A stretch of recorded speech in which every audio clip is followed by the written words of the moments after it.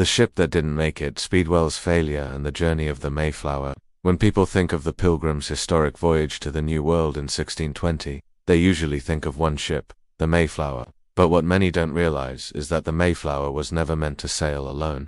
Originally, 2 ships were planned to carry the hopeful settlers across the Atlantic. The Mayflower and a smaller vessel called the Speedwell. Together, they were meant to transport the Separatists, a group seeking religious freedom, along with other passengers and supplies to establish a new colony in America. But fate had different plans. The Speedwell.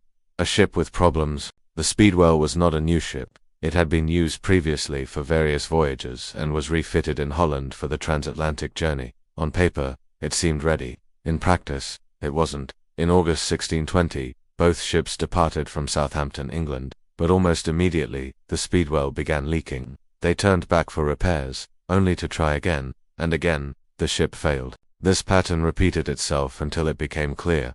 The Speedwell simply wasn't seaworthy.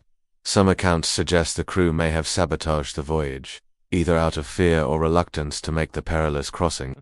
Others blame poor repairs or structural flaws, such as the ship being overmasted, fitted with sails too large for its frame. Whatever the reason, the decision was made to abandon the Speedwell altogether. All aboard the Mayflower with the Speedwell out of commission. The passengers and as many supplies as could be managed were consolidated onto the Mayflower. This led to overcrowding and increased hardship.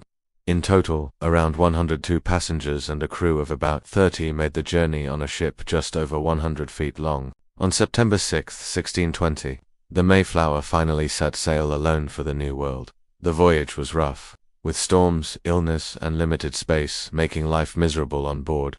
Yet after 66 grueling days at sea, the ship reached Cape Cod on November 11, 1620, a rough start to a new chapter. Because of the delays caused by the Speedwell's failure, the Pilgrims arrived late in the year, too late to plant crops or build sufficient shelter before winter. The result was a deadly first season in Plymouth, where nearly half the settlers died from cold, hunger, and disease. Still, the survival of the colony marked a turning point. From the chaos of the Speedwell's failure and the struggle of a single ship's voyage came the foundation of one of the first successful English settlements in North America. A forgotten but important story. The Speedwell may be a footnote in history, but its failure shaped the story of the Mayflower in profound ways. It reminds us that history isn't always about perfect plans and heroic departures. Sometimes it's about enduring failure, adapting quickly, and pressing forward, even when things go wrong.